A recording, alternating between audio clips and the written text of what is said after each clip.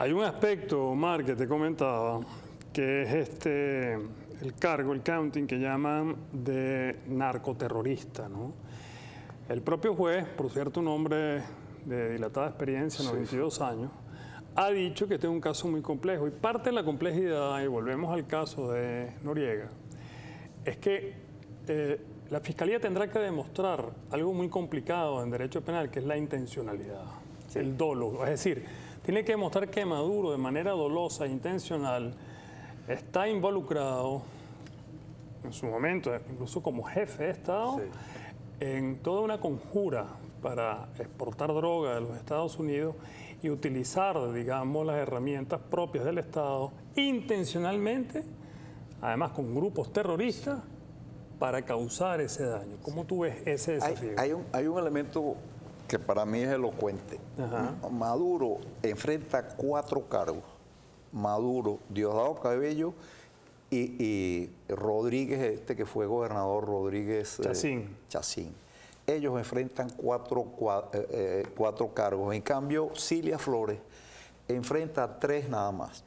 El primero que nos mencionamos, narcoterrorismo, nada más se lo imputan a Maduro, a Rodríguez Chacín y a Diosdado. La diferencia en la penalidad es importante, porque el cargo de narcoterrorismo tiene como pena mínima 20 años y máxima cadena perpetua, mientras que los otros delitos que le imputan a Cilia Flores, a Nicolásito, etcétera, etcétera, pueden permitir que si hay un arreglo, hay un acuerdo de culpabilidad, el juez le imponga una pena menor a los 20 años. Entonces, ahí que yo creo que es un espectáculo que vamos a ver, yo me imagino que en algún momento, sobre todo Cilia Flores, ahorita que está capturada, podría llegar a un acuerdo de culpabilidad. Maduro no puede llegar a un acuerdo de culpabilidad porque es la cúspide en la cadena de mando. Porque los acuerdos de culpabilidad universalmente se basan en que sirven para desmontar toda la estructura organizativa.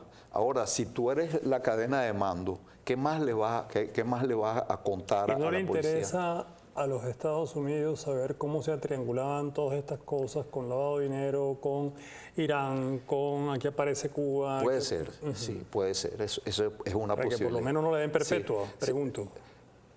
Bueno, está muy cerca. Y lanza al pajón entonces una cantidad de... Sí, pero el problema es que, aunque no lo dice la ley expresa, acuérdate que esta normativa que se está aplicando aquí es de la conocida ley RICO, que es una ley que va contra las organizaciones criminales y que después produce el Tratado de Palermo. El Tratado de Palermo acepta los principios que sentó la ley RICO.